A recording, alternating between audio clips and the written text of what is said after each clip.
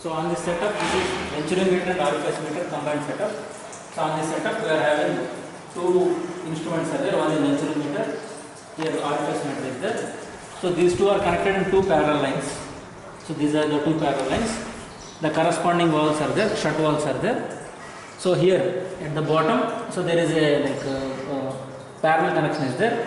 If I want to operate with venturimeter, I have to open this shut valve, I have to close this orifice meter. If I want to do experiment with orifice meter, I have to open the this shut valve corresponding to the orifice meter, and I have to close this venturimeter. So this is a single line. So this line is coming from, so here we are having a motor. The motor will be sucking the air from this tank.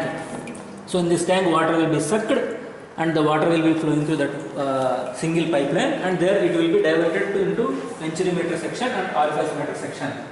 So depending upon the experiment we are doing, venturimeter or orifice meter, so the corresponding shut valve will be opened. So here if you come to this venturimeter section, so venturimeter it will be having convergent portion, throat portion, divergent portion. So at the convergent portion or before the convergent portion, there is a pressure tapping is there. At the throat section, another tapping is there. So I have to measure the pressures at these two locations, the pressure difference we will be getting. So these two pressure tappings are connected to, here there is a U-tube manometer is there. So when I am doing the experiment with venturimeter, these pressure tappings will be opened and the pressure difference will be displayed in this U-tube manometer. Suppose I am doing experiment with orifice meter. So in orifice meter, so one pressure tapping is connected before the orifice and another tapping is connected after a slight distance of after the orifice. So these are the two pressure tappings. If I am doing experiment with this orifice meter, I have to open these two pressure tappings and I have to close this venturimeter pressure tappings because these two are connected. So I am having only single U-tube manometer. So accordingly I have to select this valves. For doing experiment with orifice meter, I have to open the pressure tappings corresponding to orifice meter. So for these two experiments, same manometer is there. So now what we have to do, we have to start the experiment. So let me switch on the. So now if you see here, so the venturimeter shut valve is open. So that means there is a flow of water through this venturimeter section. So as I already mentioned, so let me take the readings. So I am doing the experiment with venturimeter, head difference delta H. So here the working fluid is mercury, manometric fluid is mercury. So here these two pressure tapping valves are closed in position. Let me open these two. So now if I observe what is the pressure difference in these two limbs. So one is shown as, so here 0 is there, one is shown as -10, another one is shown as plus 9.8. So delta H I am taking it as 19.8, that is centimeter, it is 198 mm. So I have to take the time taken for collecting 10 centimeter rise of water. So here we have a collecting time, we have to start taking the time which will be taking for collecting 10 centimeters height of the water column. So let me start doing this experiment. So just a minute. So let me switch on that stopwatch. So here, so this collecting tank valve is open now. So let me close this valve.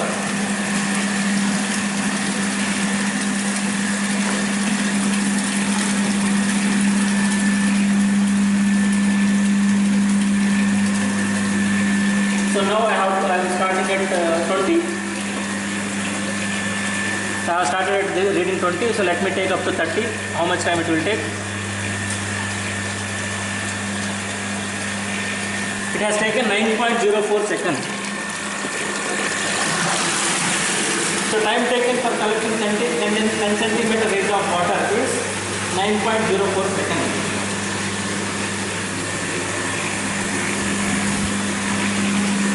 So let me do the experiment with another flow rate.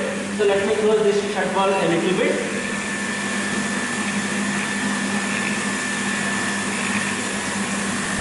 So now I want to record what is the manometric reading, delta H.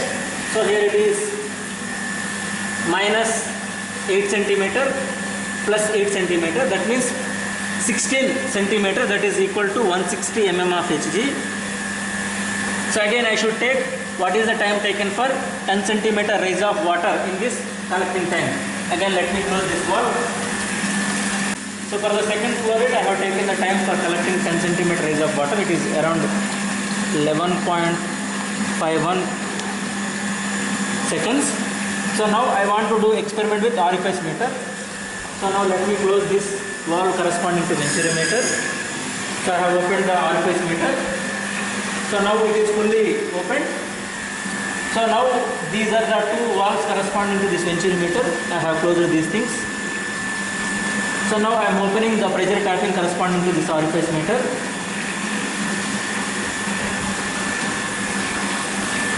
So now the pressure readings are, one side it is minus 17, another side it is plus 17. Together it will be 34 centimeters. It will be equal to 340 mm. Similarly, we have to find out what is the time taken for 10 centimeter rise of water. Again, I have to change the fluid flow rate, and at that flow rate I should find out what is the delta H. And again we have to same procedure, we have to find out what is the time taken for 10 centimeter rise of water. So in this procedure is given step by step procedure. So I have done fourth step. Record the difference in two mercury columns in manometer delta H in mm. So let me do sample calculation for Venturi meter. Serial number 1. So delta H I got around 198 mm. This is mercury column. So since in this setup the working fluid is water, so we have to convert this mercury column into water column. For that process, so actually H is equal to rho m minus rho w divided by rho w. So 13,600 for the Venturi, mercury density. For water the density is 1000. So denominator it should be 1000.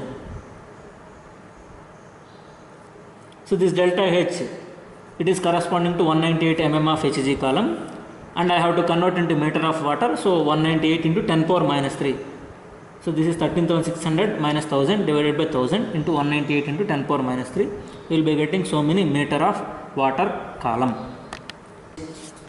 So next step is calculate the theoretical discharge from the following equation. So theoretical discharge for this Venturi meter is A1 A2 square root of 2GH divided by A1 square minus A2 square. So here, so this A1 corresponds to the pipe diameter. So pi by 4 D square. So pi by 4 D is given as 25 mm. So let me check where it is. Specification diameter of the pipe portion, that is 25 mm. So 25 into 10 power minus 3 whole square. Something we will be getting. A2 equal to pi by 4 small d square. Pi by 4 small d is 12.5 into 10 power minus 3 whole square. So this small d is nothing but, when you take the case of Venturi meter, that is throat diameter, but when you take the orifice meter, that is the diameter of orifice. So for both the cases it is same. So the A1 A2 will be same for either you go for Venturi meter formula or orifice meter formula. A1 and A2 you can same values. So H just now I found out for the case of Venturi meter. The same procedure we can adopt for finding out for orifice meter. So I will be getting theoretical value of discharge in terms of meter cube per second. So next my target is to find out what is the actual discharge. So for getting actual discharge, so actual discharge equal to AC into R divided by time. So what is this formula? So this is given in the step 8. So AC is area of collecting tank. This is equal to 0.08 meters square.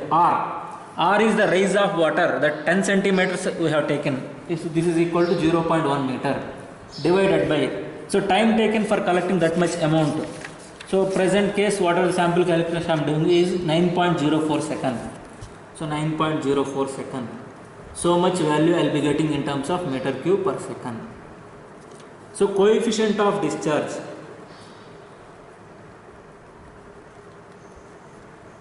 So CD is equal to Q actual divided by Q theoretical. So I got both the values. If I do the ratio of these things, I will be getting coefficient of discharge for this Venturi meter. The similar procedure I can adopt for orifice meter also.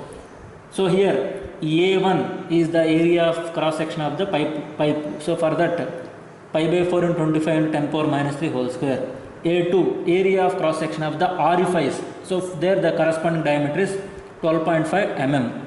So the same A1 and A2 can be applicable. The H corresponding to orifice meter we have to put. We have to do the same procedure for orifice meter also. We will be getting the same procedure, and we will be getting different values. So here we have done the experiments at two different flow rates for both the cases. For Venturi meter 2 cases, for orifice meter 2 cases may be there. Suppose you get for a Venturi meter for a particular one flow rate, suppose you get some value, some maybe some 0.95. Other flow rate, suppose you get some other value, maybe some 0.92. So you just take the average of those two things and you put it here in the result part. The coefficient of discharge of Venturi meter is so and so value. You take the average value of both the things. Similarly for orifice meter, you take the average value of these two. Finally discussion, you should write whether Venturi meter coefficient of discharge is more or orifice meter CD is more, and you can give some reason why it is less or more. If you do that in the discussion part, that is end of the experiment. Thank you.